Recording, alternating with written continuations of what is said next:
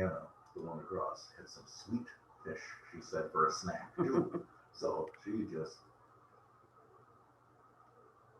and now he's eating one and holding another one to his chest. Yeah, they're funny.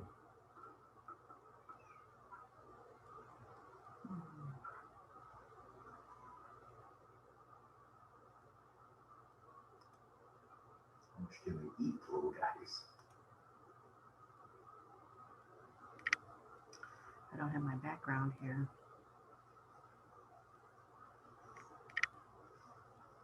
Hannah's coming across again.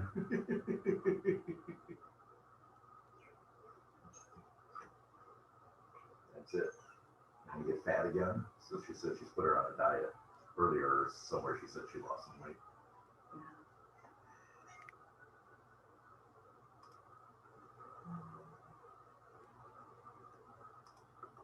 Oh yeah, that's their water bowls because she's in the water bowl. And that's what it is. She says you get more salmon when you lose more weight.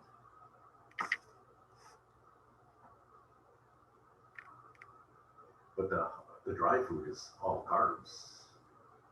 You know, that's what we learned from the vet, that the dry food adds the weight.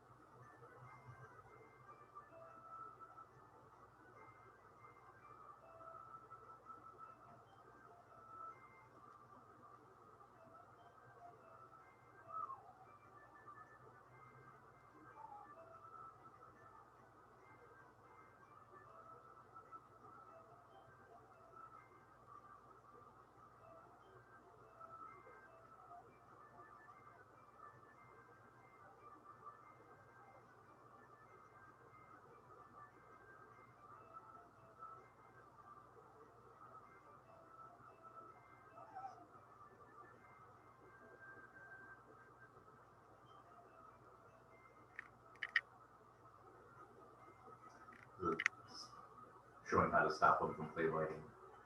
But she said in there that seriously, when they start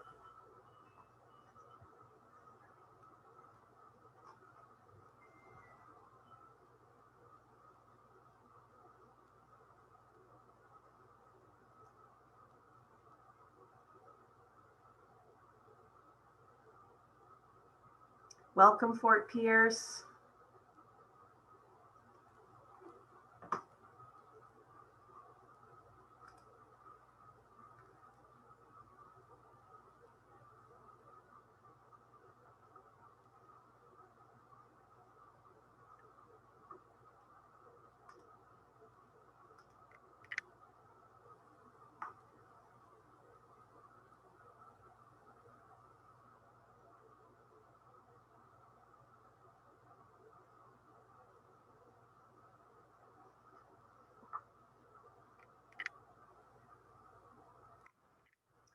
They left.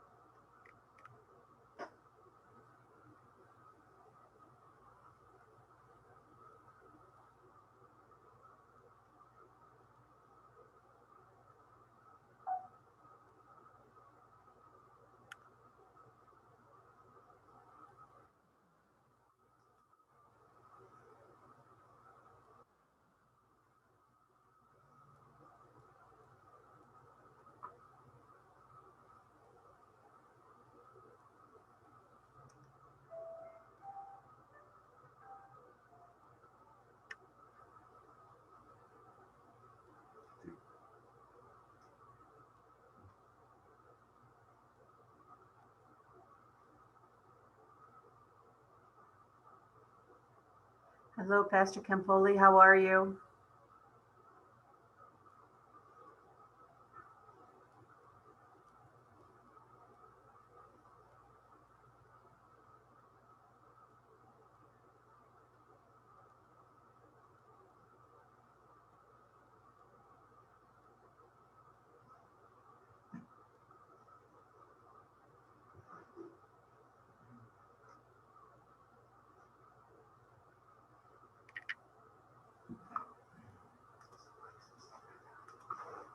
Hmm? You haven't been muted.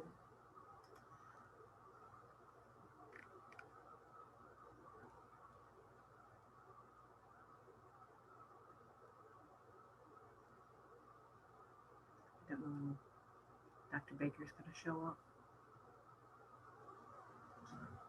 I don't know when.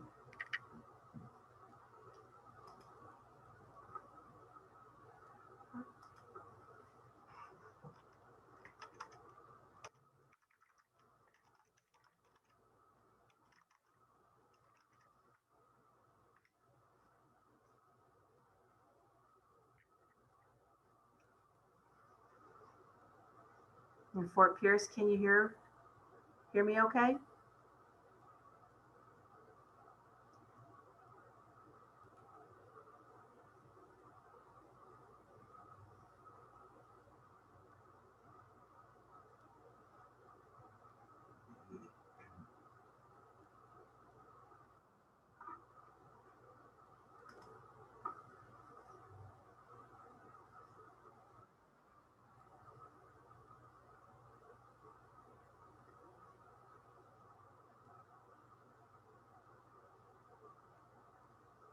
Welcome, Bob.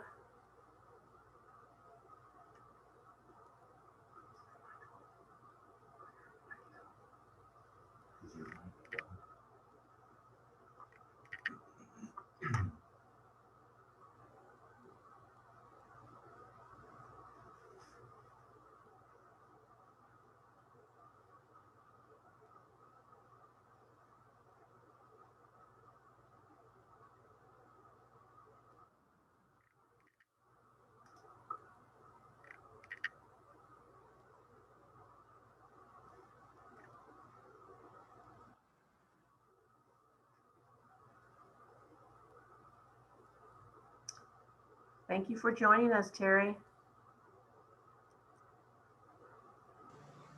Hello, I think I'm going to go incognito here because of the I'm here. Thank you.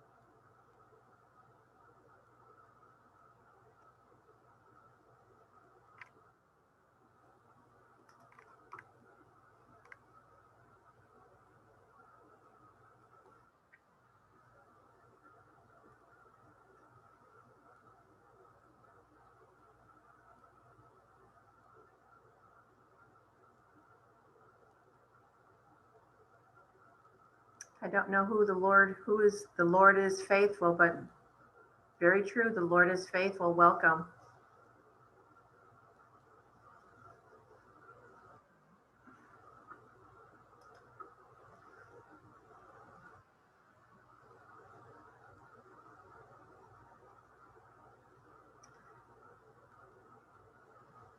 Dr. Baker, welcome.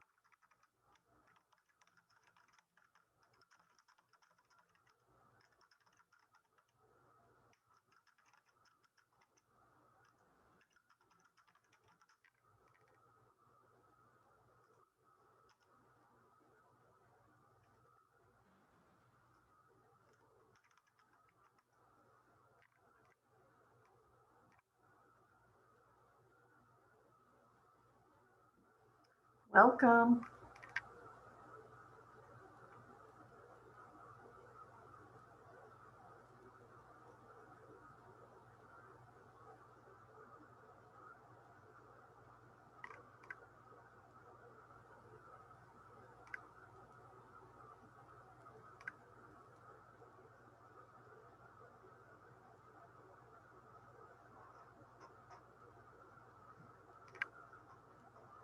We've got 7 more minutes.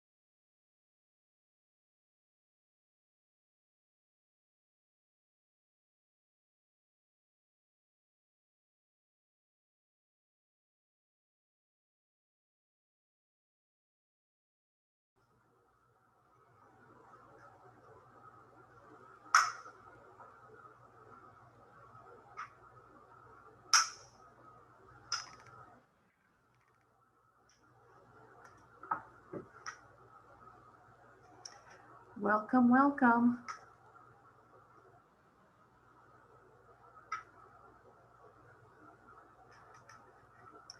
Welcome, Mr. Williams.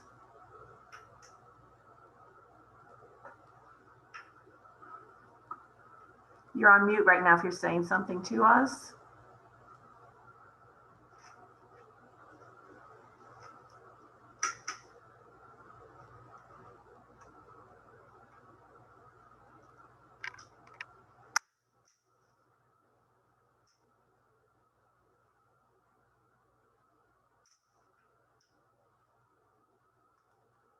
Now I find it. I can see, I can, you know.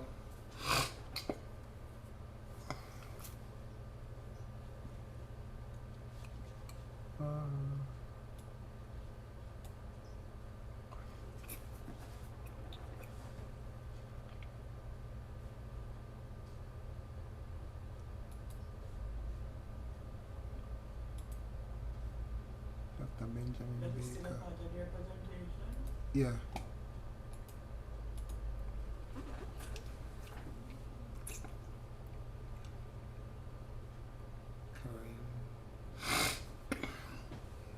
Then Baker. Guess we're the only two that's brave enough to show our faces, right? We've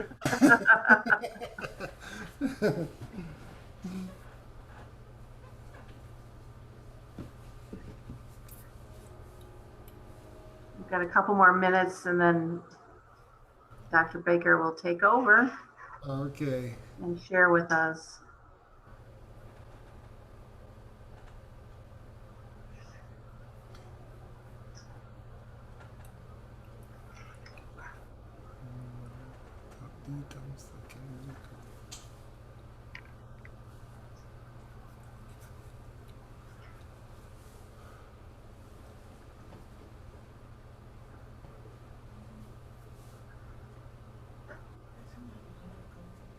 I will switch. I can get this one. Okay. There he is. Mm-hmm. Greetings, greetings. Hello, good afternoon, sir. How are you? Fine, how are you? Doing well. Happy Sabbath. Same to you. Thank you. Happy Sabbath, Dr. Baker. Happy Sabbath.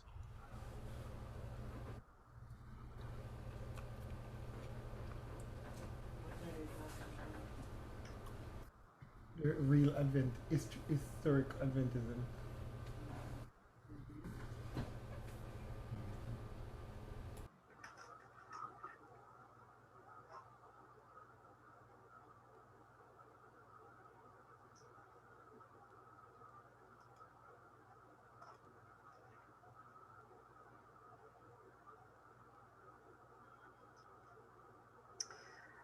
Well, Dr. Baker, it's 1 o'clock. I will turn this seminar over to you. And thank you for joining us here at the Florida Conference 2021 virtual camp meeting.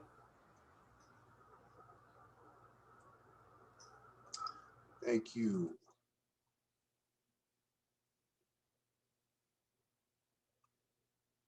Can we take just 2 minutes for everyone to get settled? Is that fine?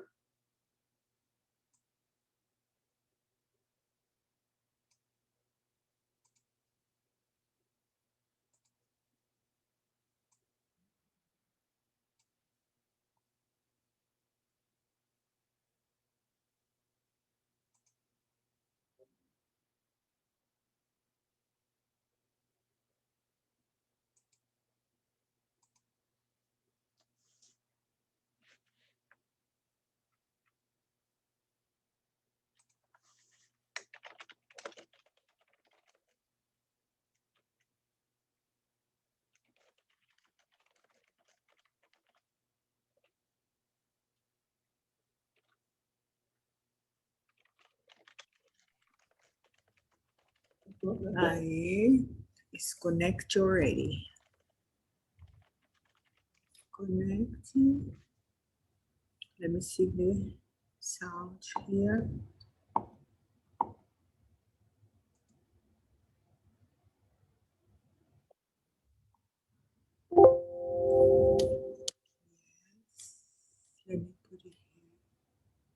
Are you sure you have it? Yes, I believe I can go use my telephone.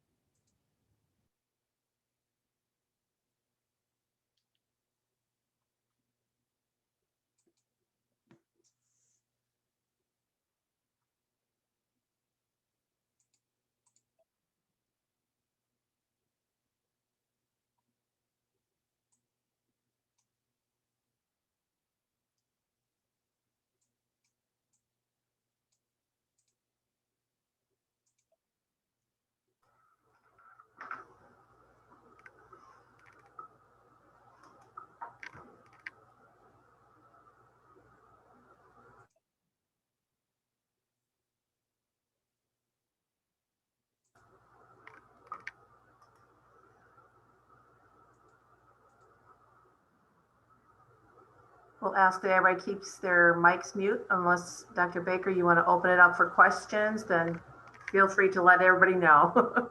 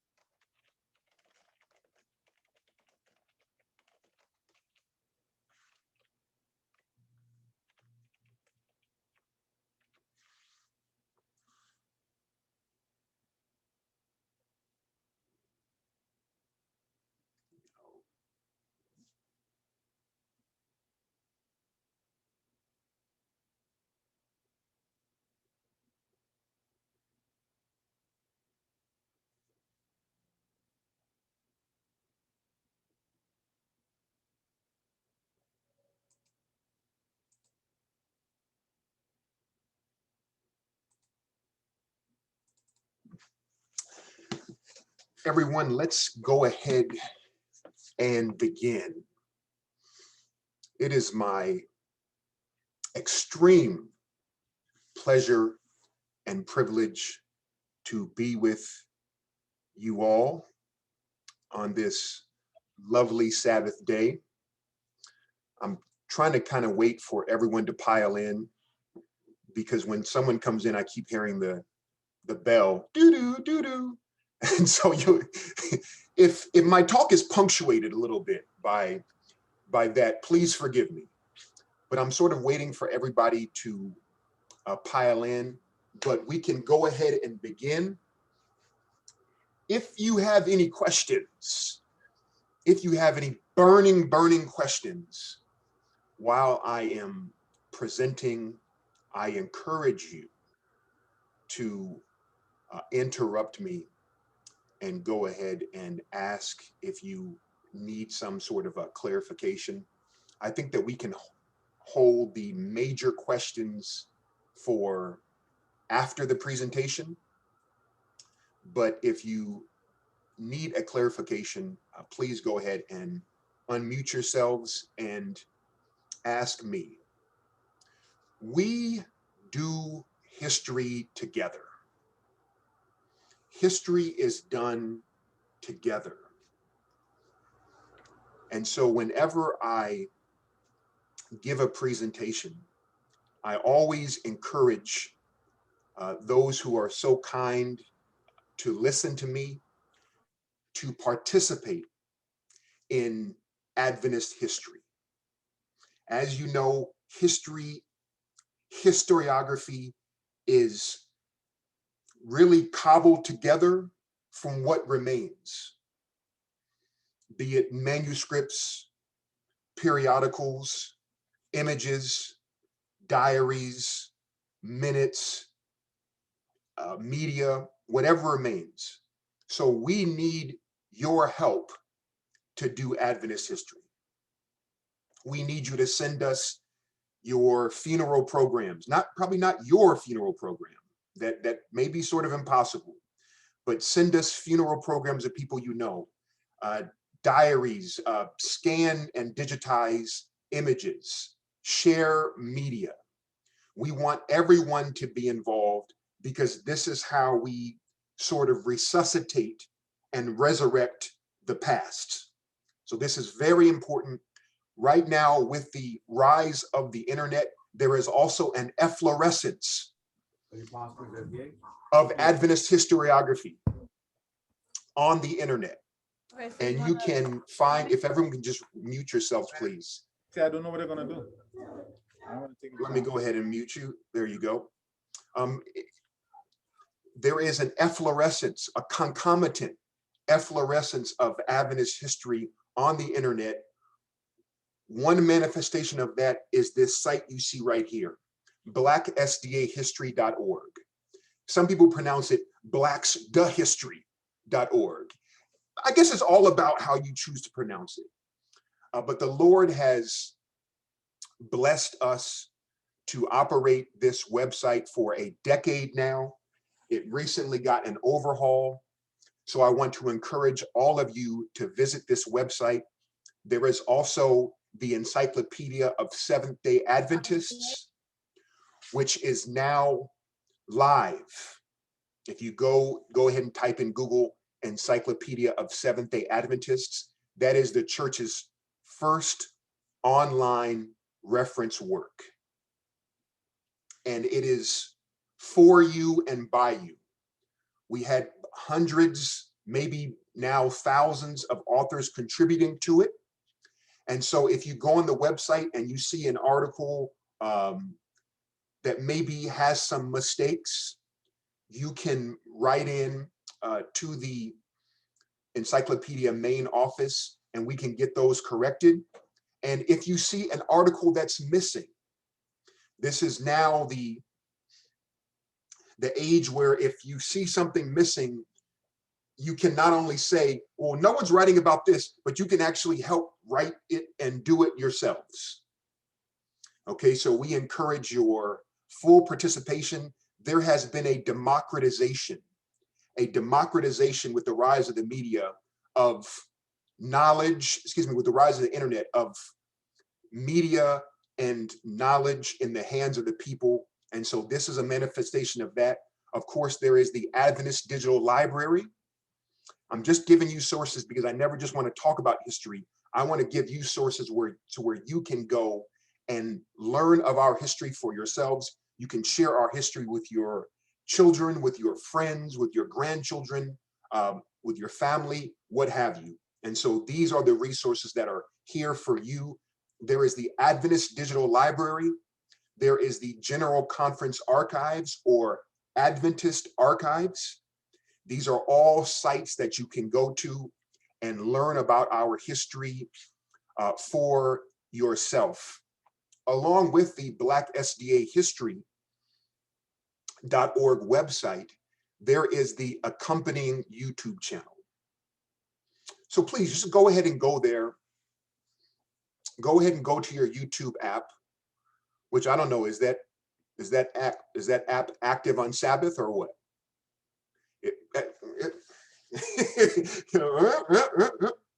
Well, that app can now be active on Sabbath because you have almost limitless Sabbath viewing on Black SDA history on the YouTube channel. So I encourage you all to go there now. Go ahead and subscribe. You know how we do it. Go ahead and subscribe to the YouTube channel and click the notification bell. Come on, you know how we do it. You know how we do it. So go ahead and do that. And then I want to encourage all of you, not that we are tampering with our cell phones during a message, but I want to encourage all of you to go ahead and send that link to 50 people.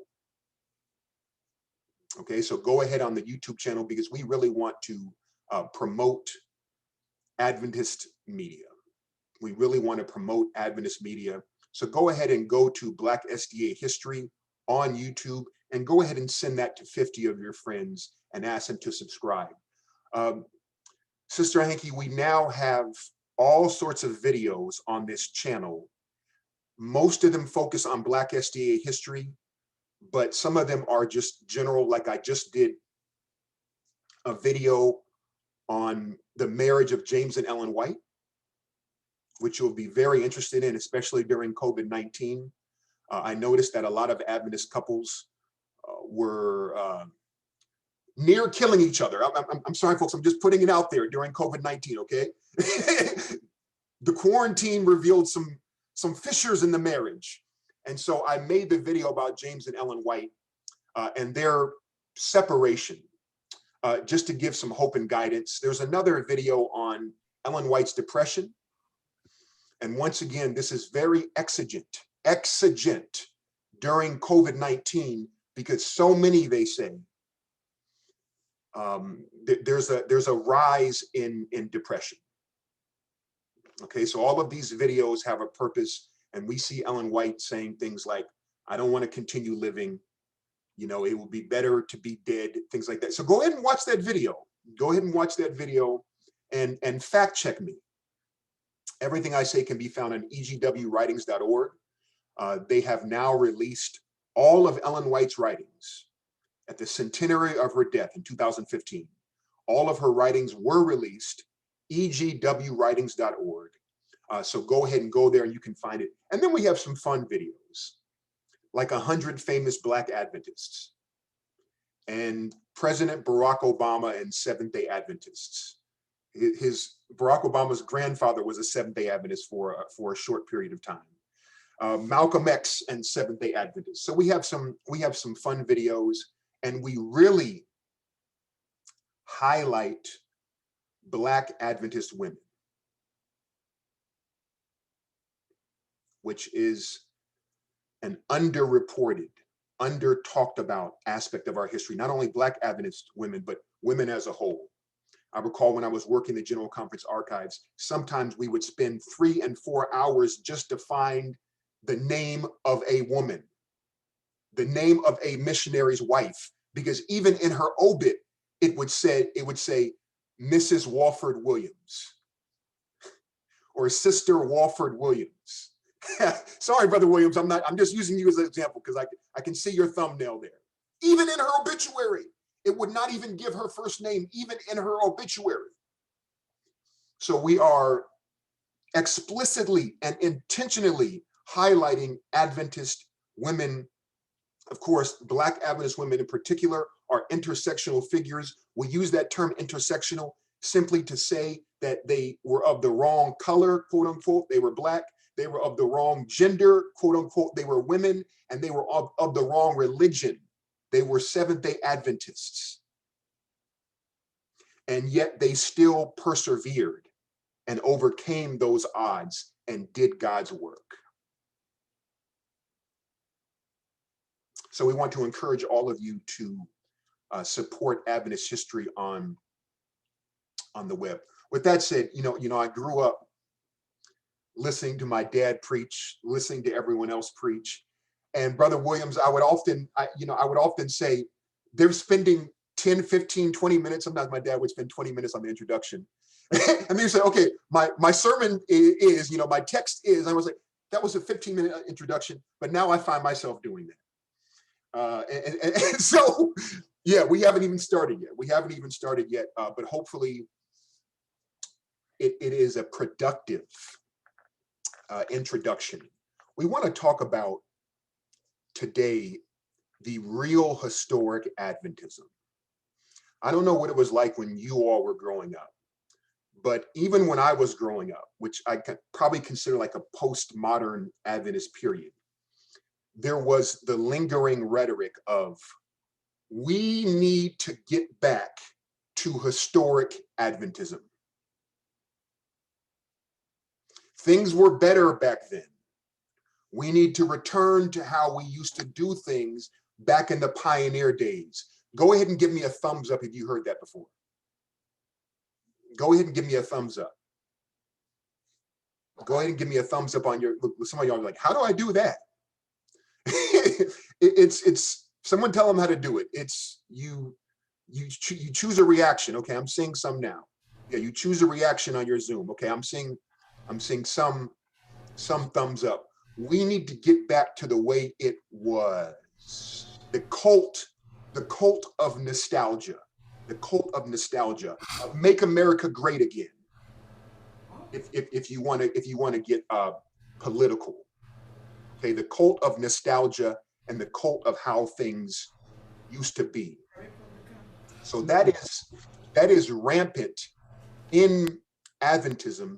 And so today I want to talk about the real historic Adventism.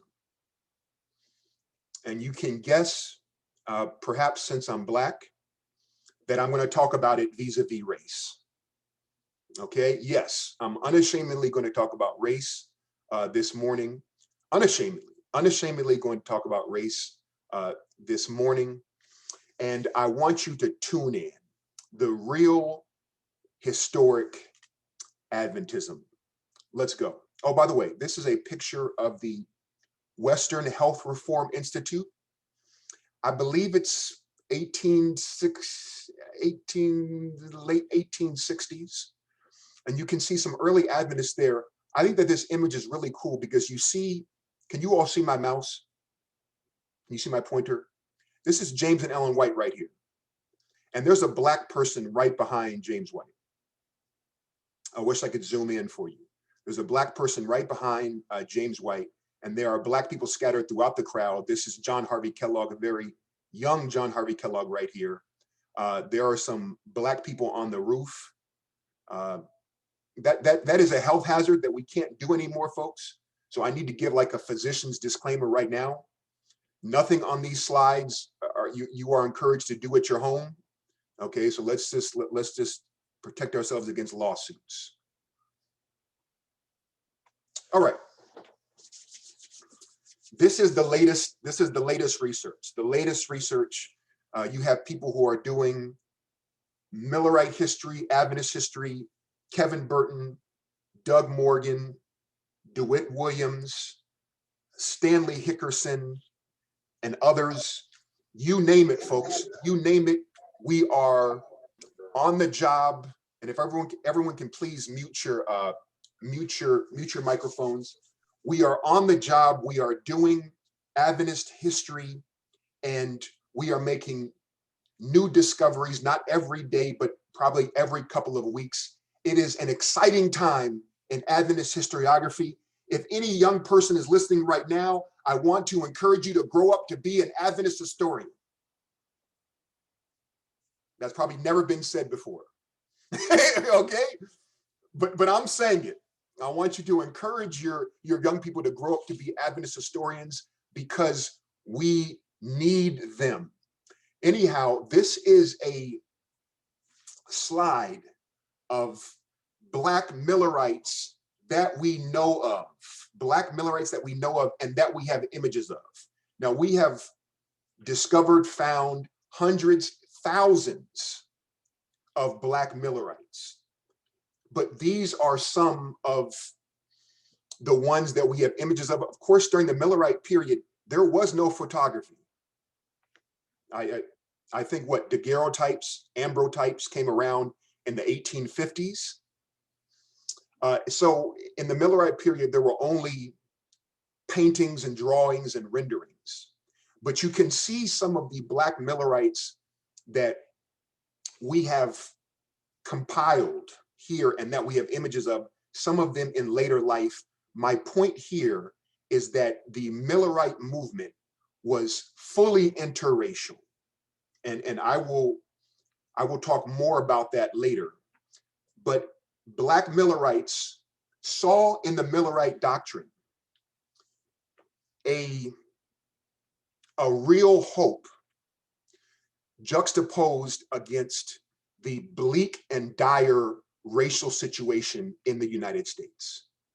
This is not only free Black people in the North, but we are discovering hundreds now of enslaved Black people who believed in the Millerite hope of the soon coming of Jesus. And when you look at Black history, African-American history, eschatology is rampant. And it's used in all sorts of ways. Nat Turner, with his famous rebellion of 1831, he said, God's judgment is at hand. Jesus is coming, and I am his messenger to bring about judgment. Okay, so that's sort of like a eschatological agency, if you will. David Walker, when he is writing his appeal, he says that God is coming in judgment on the United States because of the way they have treated Black people. When a young Frederick Douglass was enslaved in Talbot County, Maryland, I think he was around 15 years old in 1833 with the Leonid meteor shower, which we take as an omen of the second coming of Jesus. Frederick Douglass said, "I saw these stars falling and I took it as a sign that my Lord and deliverer was soon to come." And when you study slave narratives, the doctrine, the idea of the second coming is very common in these narratives. Very quickly, here you have William Still, the father of the Underground Railroad, who was a Millerite. And he said that he believed ardently and fervently in the soon coming of Jesus. And when 1843, which many of the predictions of the second coming were in 1843, when 1843 and then October 22 passed, he says, "My faith in the second coming remain undimmed." And in fact, for the remainder of his life, in the 1850s, 60s, and 70s, when the Millerite movement was really continued by Joshua V. Himes, William Still was a supporter of it. We see Frances E.W. Harper, who is a prominent poet, and she grew up in a Millerite household. Here, her stepfather was William Watkins. Jabez P. Campbell, the 8th bishop, the 8th president, if you will, of the African Methodist Episcopal Church, was a Millerite, and in fact was a delegate at the Albany Conference of 1845. Nancy Foy Lawson, who was the cousin of William Foy. You may know William Foy from my father's 1988 book called The Unknown Prophet. He was a man who received and fulfilled his prophetic role before Ellen White. We know that Ellen White went to his meetings and heard him speak, and she had his pamphlet. This was William Foy's cousin, and you can see in this picture that Nancy Lawson, she's holding a Bible, and then in the right-hand corner, maybe your left, you see her and her husband waiting for the second coming of Jesus. This is her husband right here, William Lawson. You have an enslaved man named Anthony Burns. His was a cause célèbre because he escaped slavery, and because of the 1850 Fugitive Slave Act, he was apprehended, and there was a famous case that really determined the future of the Fugitive Slave Act and was one of the many catalysts for the Civil War. This photo was actually discovered by Michael Campbell, and this is the son of William Foy. We do not have an image of William Foy himself. The next best thing is his son, Irwin. Of course, Sojourner Truth was a Millerite, and she was affiliated with the Millerites. Some Millerites thought of her as a prophet, and she lectured in Millerite circuits and was present for the notorious Windsor camp meeting. And this was an enslaved man named Aaron, and he wrote of the Millerite movement in his narrative. Millerites, as I said, got a lot of bad press, and a part of that bad press was something that was actually very good and very righteous. You see endless stories in contemporary newspapers on the Millerites, and most of them comment on this aspect. Look at this. The churches throughout the city were almost entirely deserted.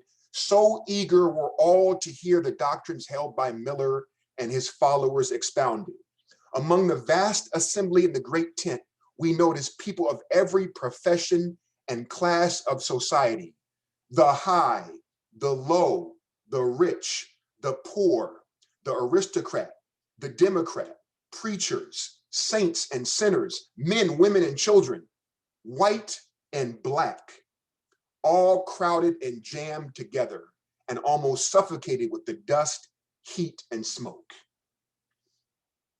This is the constant news reportage of Millerites, and that is, it was always an interracial democratic group. This is in early 1840s America, and don't imagine that this was common or accepted by all. In fact, Millerites got a lot of flack about this in newspapers, because the newspapers called it a promiscuous gathering, a promiscuous gathering. And yes, there probably is a sexual connotation there, because that was the ultimate fear. This is from Anthony Burns. I have to move all these Zoom notifications to read this. This is from the aforementioned Anthony Burns, and he is speaking of a Millerite gathering in his slave narrative. He said he had been excited by the fervors of the camp meeting. About the same time, the doctrines of Millerism had penetrated the little obscure Virginia county and filled all hearts with alarm. This is when Anthony Burns was enslaved. It became the universal topic. White and black shared alike in the excitement. The barriers of class and caste were, for the time, thrown down, and never before had there been such unreserved communication between master and slave. Folks, I'm talking about historic Adventism. If you're with me, just go ahead and give me a thumbs up if you're with me. If you're still awake, give me a thumbs up. For those who we don't see their thumbs up, we're going to think that you're sleeping in church. Okay, and you may get rebuked up on these Zoom streets. You may get rebuked up on these Zoom streets. The barriers of class and caste were, for the time, thrown down, and never before had there been such unreserved communication between master and slave.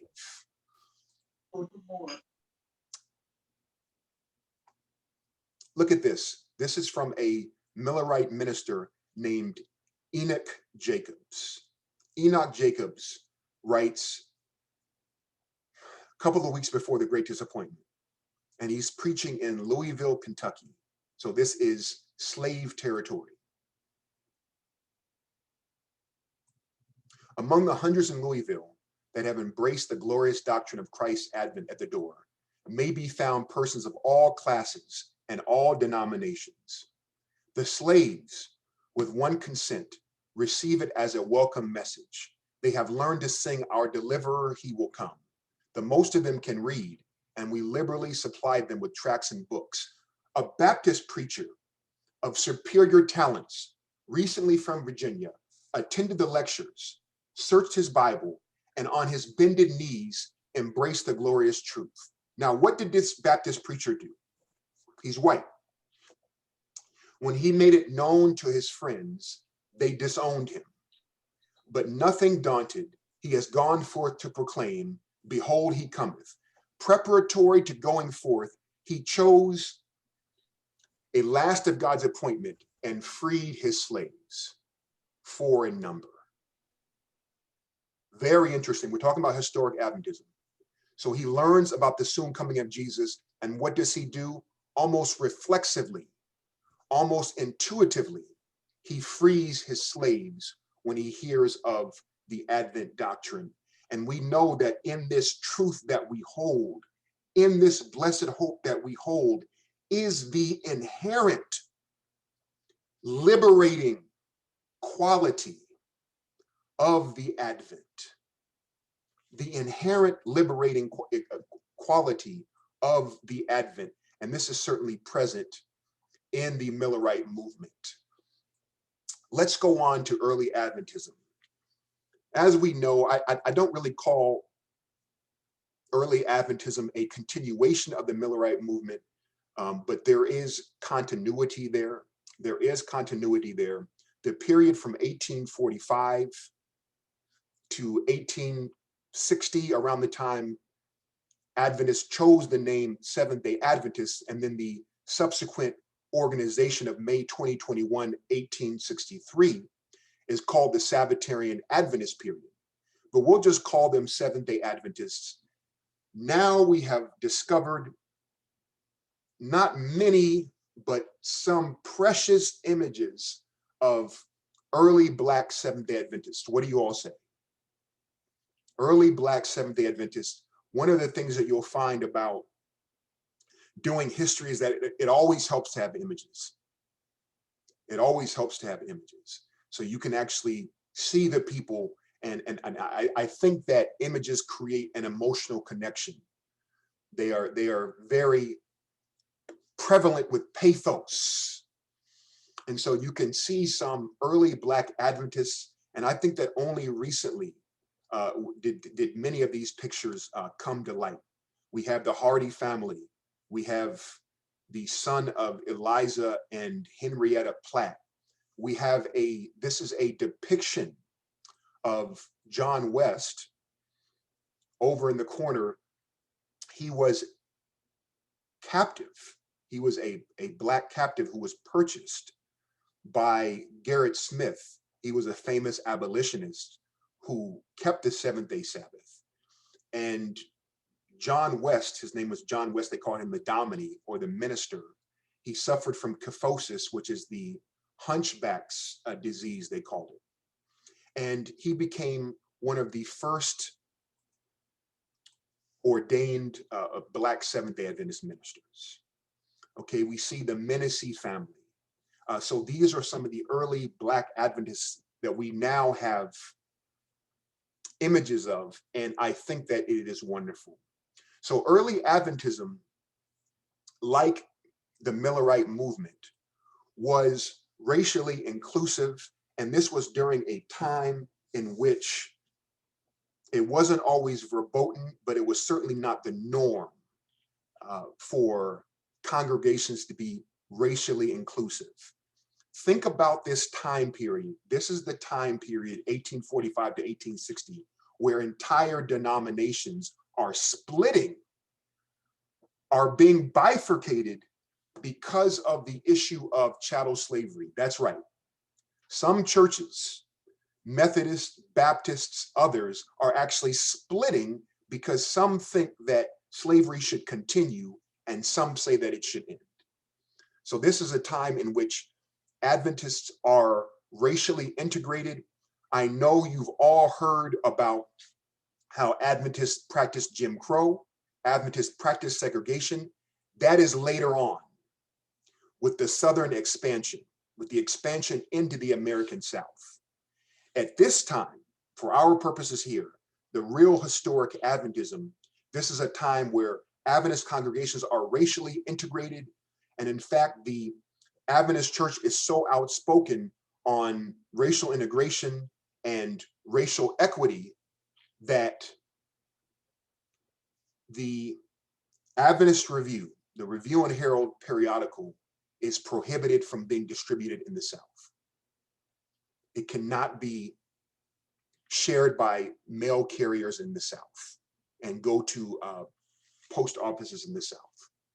Okay, so Adventists, early Adventists, were racially integrated. Of course, this is the first Adventist church for our purposes in Washington, New Hampshire, and it was racially integrated. This is William and Eliza Hardy's home. You just saw William Hardy and you saw his son and daughter, Eugene and Alice. This is their home. It's been remade and it's now in Berrien Springs, Michigan. And it was at the Hardy home that many early Adventist pioneers stayed.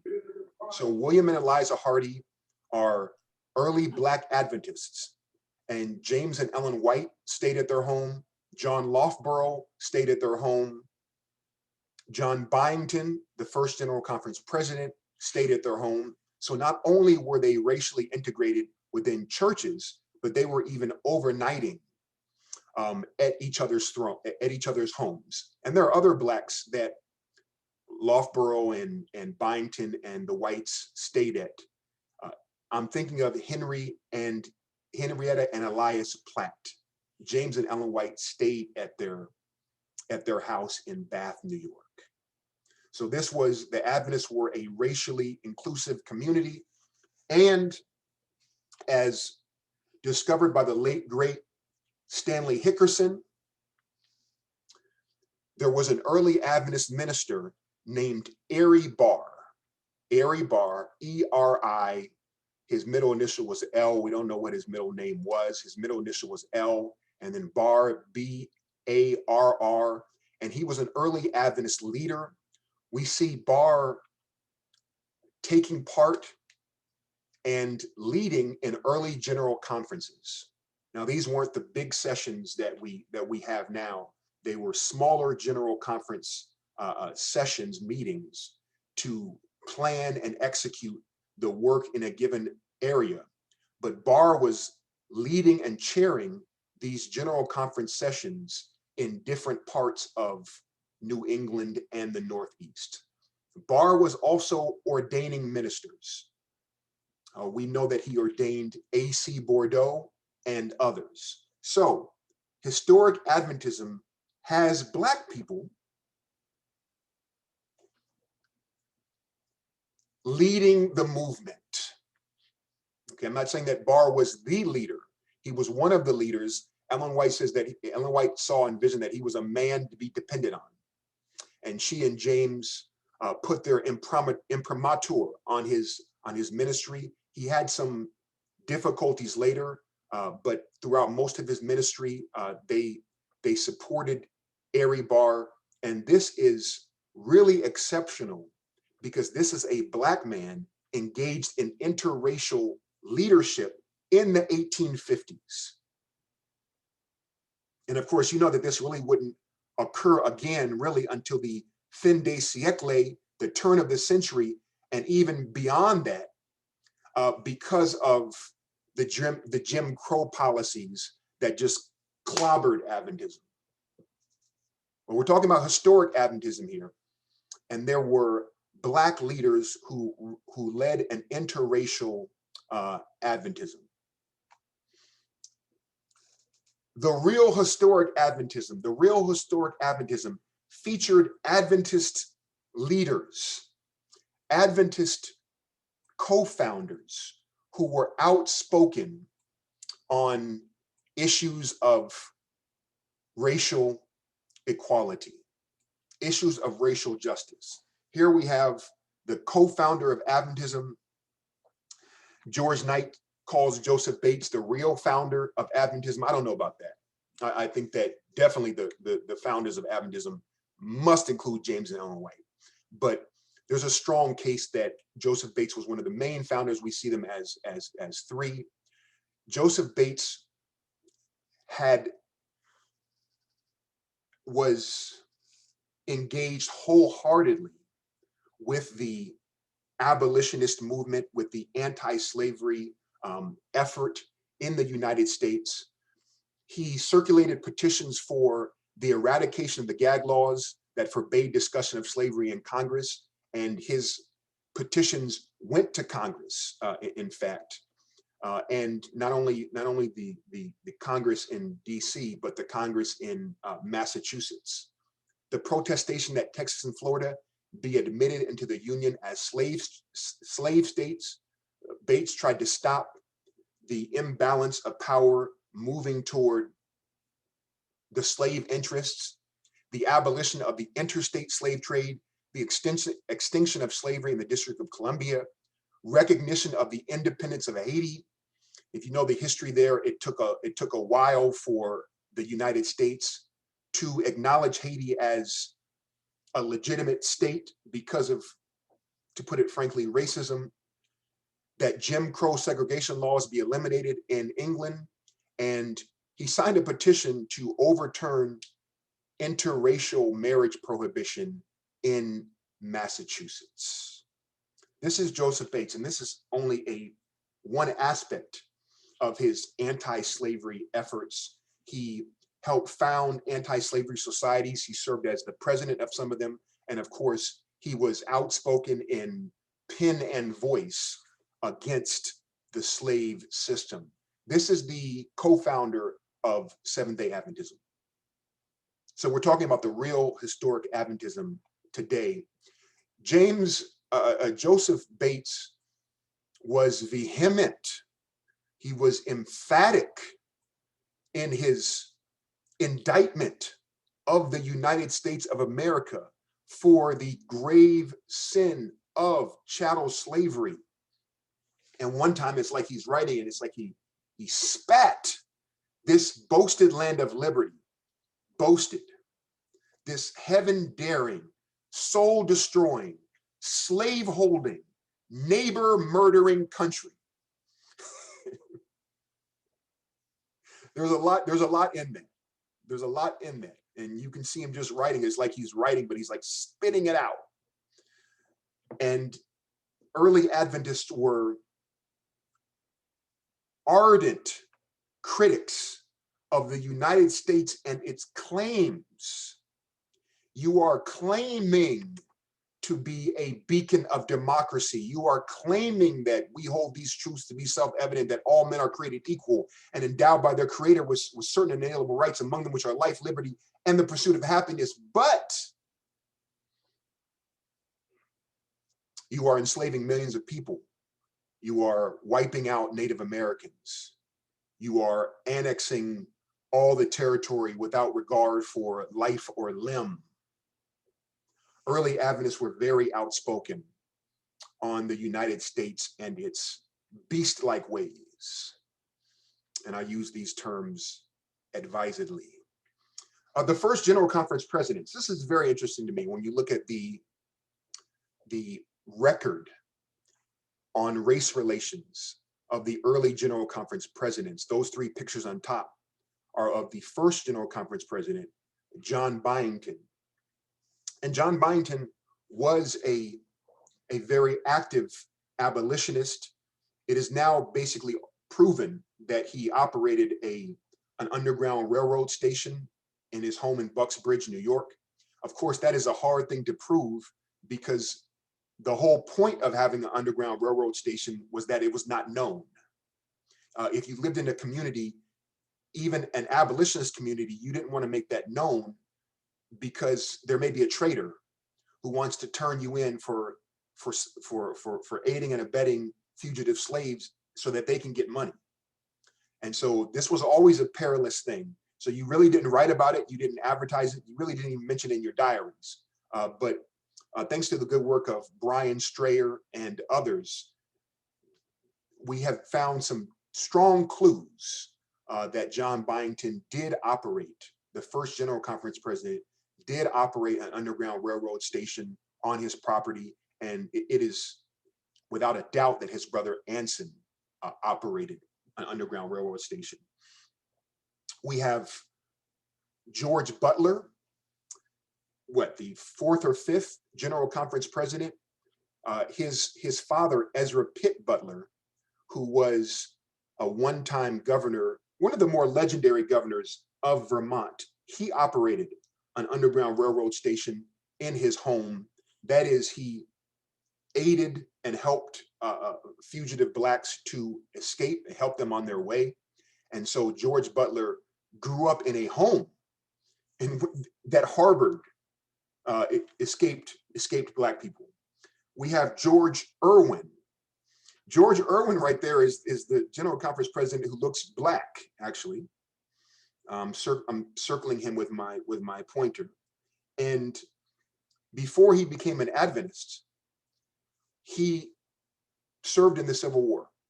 So he was a Union soldier, and he actually ended up being captured and served time during the Civil War in the Andersonville, the notorious Andersonville State Prison in Georgia. These are General Conference presidents.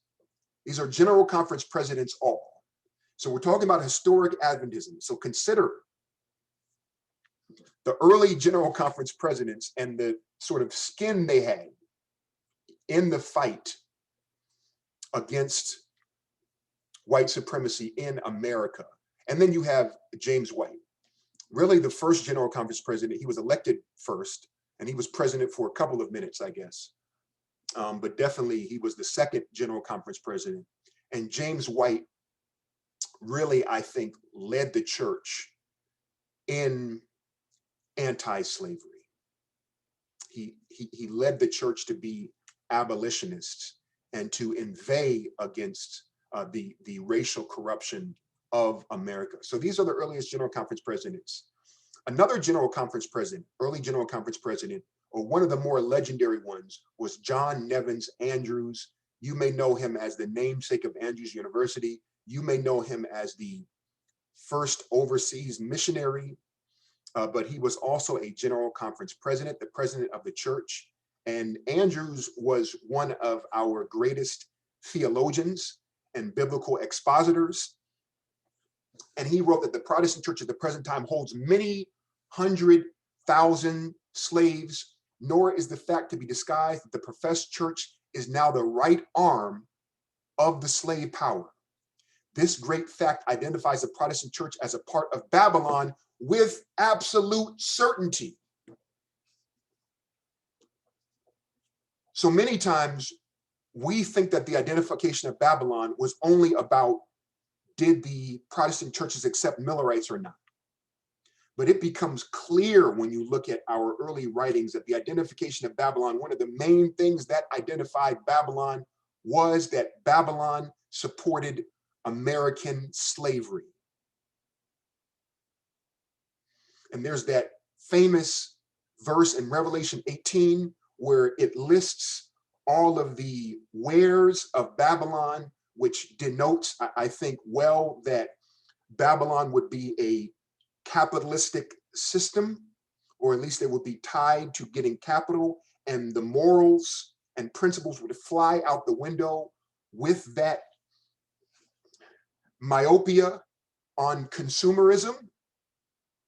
And it talks about all of the wares of Babylon, and one of those is the souls of men. The souls of men. So early Adventists, really Millerites, saw this with Charles Fitch and the come outerism movement. They saw the churches being split over slavery as a sign that they were Babylon and that they had fallen. So Adventism's, Seventh-day Adventism's legitimacy as a true church, its legitimacy as a true church was based on being anti-racist, was based on not supporting slavery. I want you all to get that. I want you all to get that, because we're talking about the real historic Adventism. Our foundation, the way, one of the ways that we knew that we were not Babylon was because we did not support slavery at all. These are some of the things that I think are lost sight of in our history, about how vital to our identity it was that we did not support slavery, that we were anti-racist, that we were racial equalitists. Okay, I'm making up new words here. Give the speaker a little bit of freedom here, folks. Okay, give this black man a little bit of freedom. All right. Our existence, our raison d'etre, depended upon us being anti-slavery. The General Conference president also wrote in 1851, listen to this, you're not going to believe this. This is John Andrews. We regard this two-horned beast then as the symbol of a civil and religious power, differing in many respects from these which have preceded it. And he's expositing, he's expatiating on Revelation 13:11 through 18. Some of you may know that that pericope begins with the lamb-like beast and ends with the mark of the beast. Revelation 13:11 through 18. We regard this two-horned beast then as the symbol of a civil and religious power, differing in many respects from those which have preceded it. It is in appearance the mildest form of power which ever existed, but it is after having deceived the world with its wonders to exhibit all the tyranny of the first beast. Remember, it appeared as a lamb, but it spoke as a dragon. Are the pretensions of this power well-founded? Let us examine. Quote, if all men are born free and equal, how do we then hold 3 millions of slaves in bondage? So here, Andrews is critiquing the Jeffersonian notion of freedom. Why is it that the Negro race are reduced to the rank of chattels personal and bought and sold like brute beasts? This is a General Conference president we're talking about here. And we're talking about the real historic Adventism. The real historic Adventism. If the right of private judgment be allowed, why then are men expelled from these religious bodies for no greater crime than that of attempting to obey God in something wherein the word of God may be in accordance with their creed? He's talking about those who are anti-slavery and the way that they are treated. To these and many other questions of a similar character, we can only answer that the Lamb is such, America, the United States is only such in pretensions. He is dragon in character. His ostensible appearance is that of the Lamb. The power by which he speaks is that of the dragon.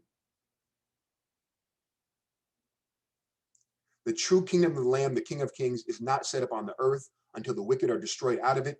Then the Jubilee. This is the beautiful word. It's a Mosaic word. The Jubilee, and this was a code word for all sorts of things, but mainly freedom and the freedom of Black people. Then the Jubilee will end the bondage of the saints. Godspeed the right. Talking about the real historic Adventism. The real historic Adventism was critical, spoke truth to power of the American system. And if there was a law, namely slavery, that's why I have some problems at some times with democracy, because what happens when there's a democracy but everybody votes to enslave people? I mean, that's the majority. Okay, so democracy is not God. There are serious problems with it. It may be one of the best systems that we have on earth, but you know, democracy did enslave millions of people. Okay, because that's what the majority wanted. This is what Ellen White wrote vis-a-vis the 1850 Fugitive Slave Bill. When the laws of men conflict with the word and law of God, we are to obey the latter, whatever the consequences may be. The law of our land requiring us to deliver a slave to his master, we are not to obey. And we must abide the consequences of violating this law. The slave is not the property of any man. God is his rightful master. And man, oh, Ellen White, why are you getting political? Ellen White, you're being political. This is politics. We don't engage in that. Okay, we don't engage in the laws of the land. That's for Congress. Okay, Jesus didn't engage in politics. Come on now, I need someone to give me a thumbs up or something. Someone is here listening to me.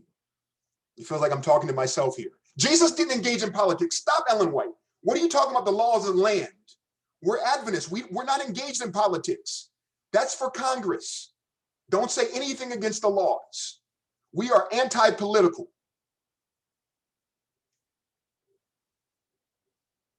I'm stepping on some serious toes here, but this is Ellen White, so y'all can't say nothing. I'm stepping on all sorts of toes in here. I'm stepping on collective toes, but this is Ellen White, so you can't say anything. The law of our land requiring us to deliver a slave to his master, we are not to obey, and we must abide the consequences of violating this law. The slave is not the property of any man. Now notice this. For Ellen White, there's not politics. I don't even know what that word means. I think it comes from the Latin or Greek, which means people, polity. Okay, so it's just people. I don't even know what politics means, but she does not bifurcate. She does not separate politics and religion. There's no distinction there for her. She's talking about how you should treat people who are made in the image of God. So if a law violates that, That is a spiritual violation. It doesn't have anything to do with any moniker you want to put on it, politics or whatever. This is a spiritual violation. There is no separation here of Ellen White between how you treat people and your spirituality. We're talking about the real historic Adventism here. God is his rightful master, and man has no right to take God's workmanship into his hands and claim him as his own. At this point, Ellen White is almost an anarchist.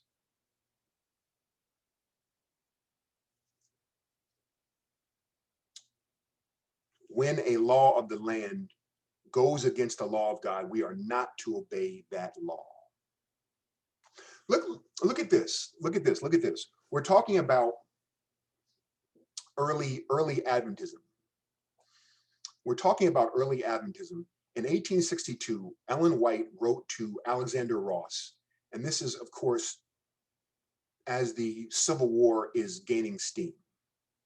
Okay, so the Civil War is occurring, and there is a brother Ross, because here we're talking about historic Adventism and what it was.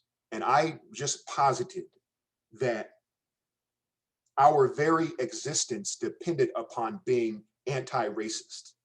It depended upon being anti-slavery.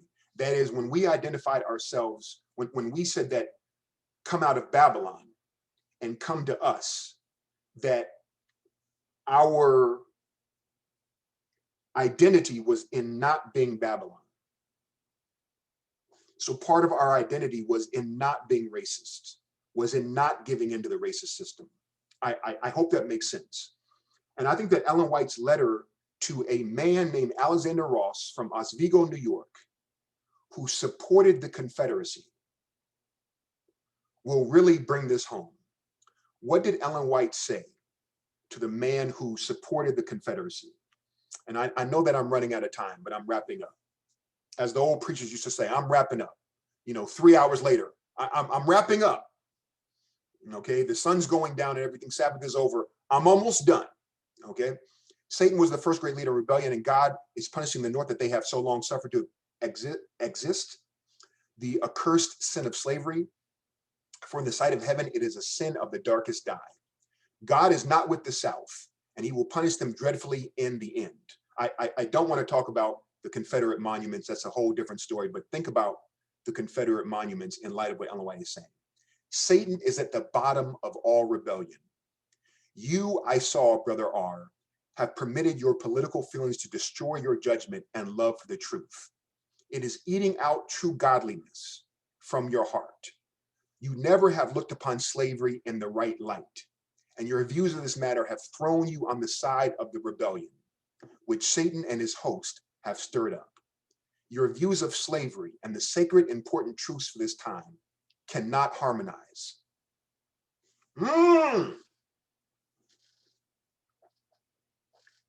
Your views of slavery and the present truth. Your views of slavery and Adventism cannot comport. We're talking about historic Adventism. Do racist views today comport with Adventism? Are they still at loggerheads? Do they still not fit? Are they still like oil and water? Your views of slavery and the sacred important truths for this time cannot harmonize. You must yield your views or the truth. You must yield your views or the truth. You must yield your views or the truth. Both cannot be cherished in the same heart, for they are at war with each other. Historic Adventism. One last part of this letter. But as you have given publicity to your sentiments, that is his Confederate sympathies, notwithstanding all the light given, it will be the duty of God's people, unless you undo what you have done, to publicly withdraw their sympathy and fellowship from you, in order to save the impression which must go out in regard to us as a people, to let them know that we have no such ones in our fellowship and will not walk with such a one in church capacity. So this is an Adventist who supports slavery. This is an Adventist who supports the Confederacy. And Ellen White is saying, if you continue in your views, we must disfellowship you. We must withdraw from you. We can have no concord. This is historic Adventism. This is the real historic Adventism. James White, a General Conference president, Ellen White's husband,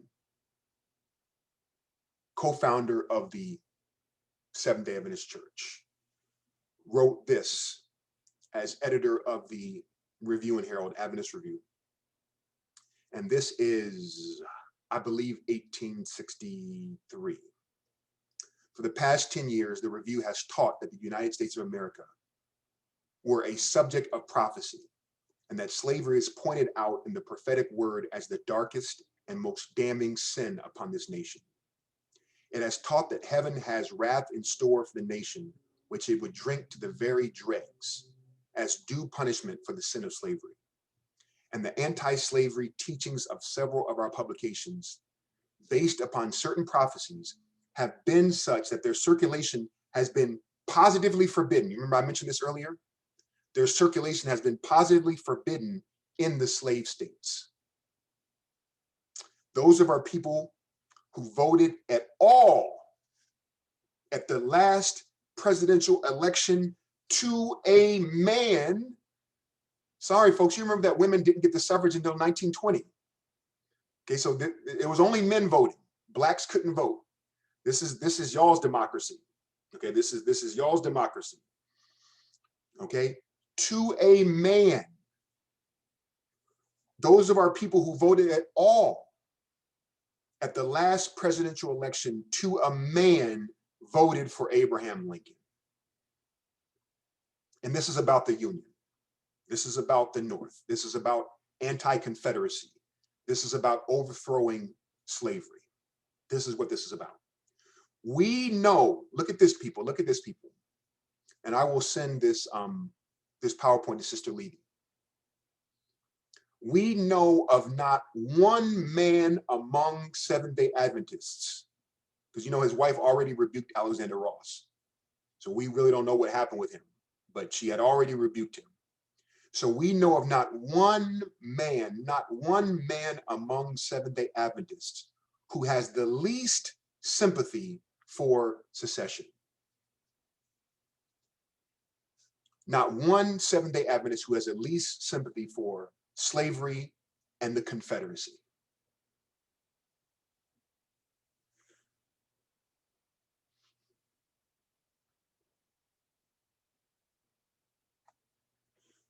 So the real historic Adventism,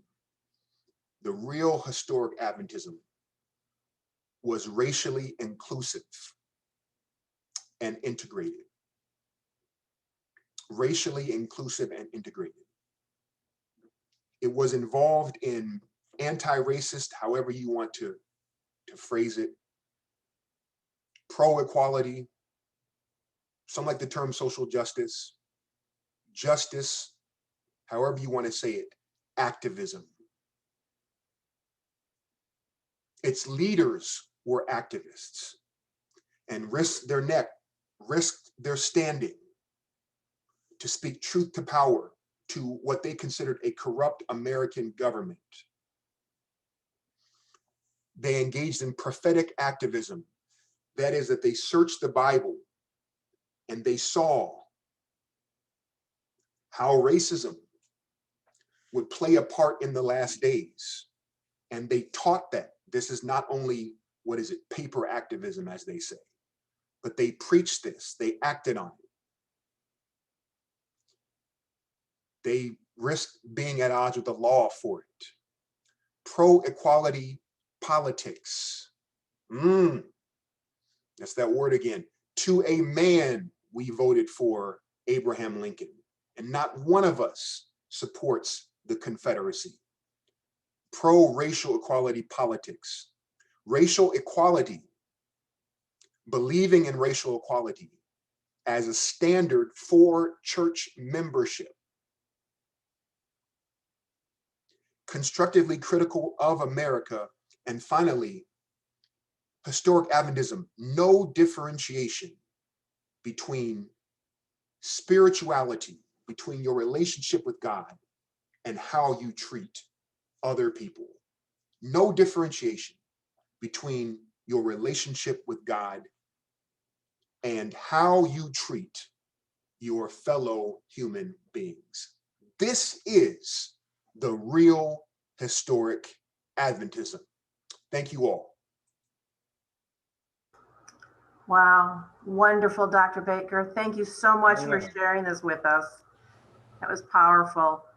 There's a lot of comments there in the chat for you, affirming for all those things that you're sharing with us. So thank you, everybody, for joining us today.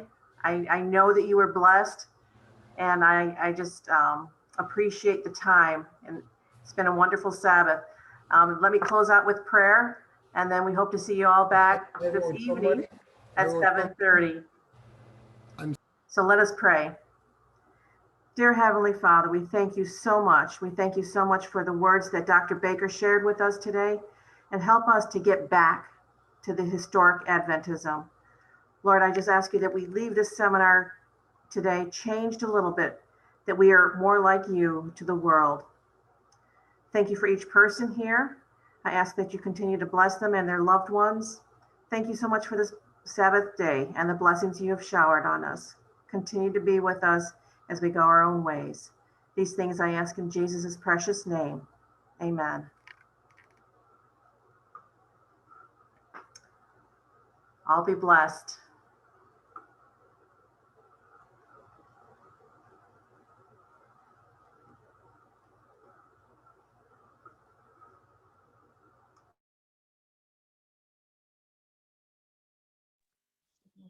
Wale, Yeah, who is that? Oh, that's a pastor. peace, love, and courage, man. I didn't see her. I didn't see her. I was looking around to see if anybody, but yeah. All right, talk to you later.